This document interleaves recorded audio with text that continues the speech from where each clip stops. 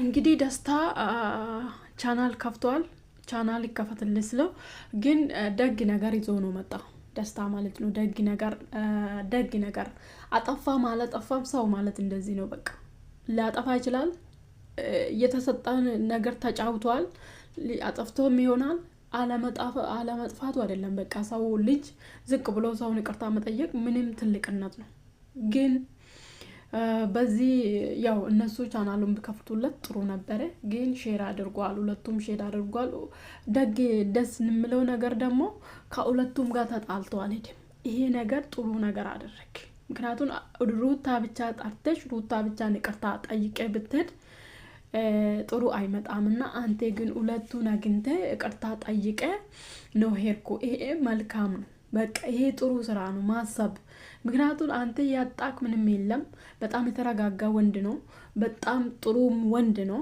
በእውነት ሰፖርት ሴትን ስሜት በጣም የምትረዳ በቃ ብትሰነጥል የሴትን ስሜት የምትረዳ የተረጋጋ ሰው ነው ምናምን።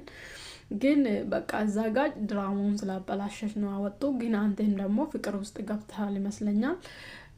ፍቅር ውስጥ ገብተሃል። ግን ፍቅሩ ቶሎ ይወጣል ነው እኔ። ምክንያቱም አንድ ሰው ከልባችሁ ካፈቀራችሁ ቶሎ እኮ ከልባችሁ አይለቅም። በጣም ይቆያል። ትግል ይፈልጋል። በጣም ተጎድታችሁ ራሱ በጣም ከራሳችሁ ጋር ትግል አይመስልም። እሱ ራሱ ጥሏችሁ ሲሄድ ትግል አይደለም ከናንተ ጋር። ምክንያቱም እኔ ስላየው ነው እንደዚህ የሚያወራ ስለ ፍቅር ስሜት ስላየው ማለት ነው። በጣም ወራት ብቻ ሳይሆን ዘመንም ሊፈጅ ይችላል። በጣም ከባድ ነው እውነተኛ ፍቅር ማለት ነው።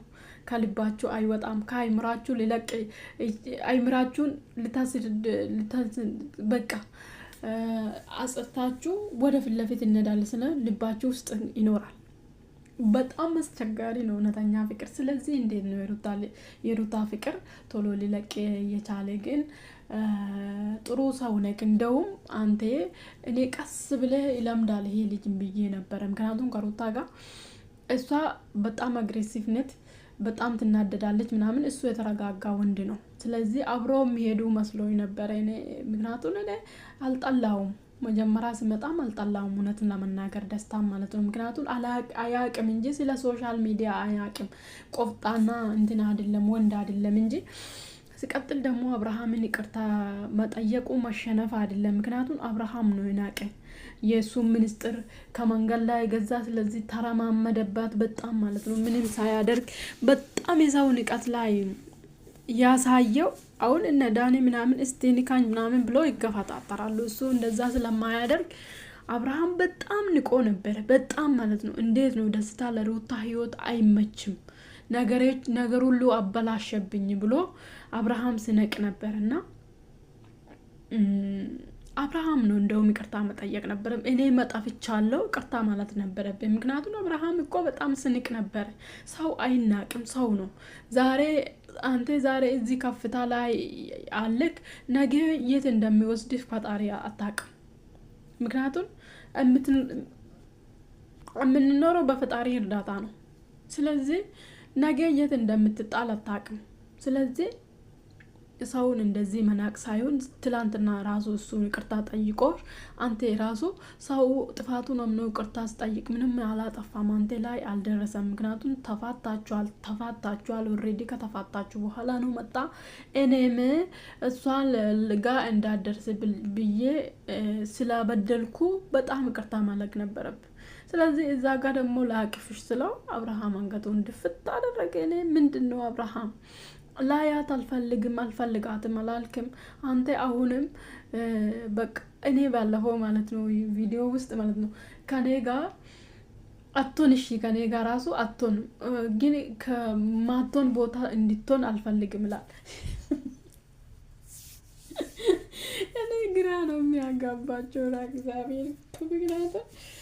ያው እውነት ለመናገር እስቲ አብርሃም ምን አይነት ስራ እንደሚሰራ ደግሞ ምን አይነት ስራ እንደሚያስኬድ እንደ ሩታ ዝቅ ብሎ ቢዝነስ ለአብርሃም ሰራ ሴት እስቲ ሄርሜላ እንደዛ ታደርጋለች እንደዛ አታደርግም ምናየው ይሆናል። ምክንያቱም አሁን አብርሃምና ሩታ አንደራራስም ተብሏል ማለት ነው። አንደራራስም ተብሏል። አብርሃምም ካሁን በኋላ አይደርሳትም ማለት ነው። መጀመሪያ እሱ ነበር ሲደርሳት ነበር።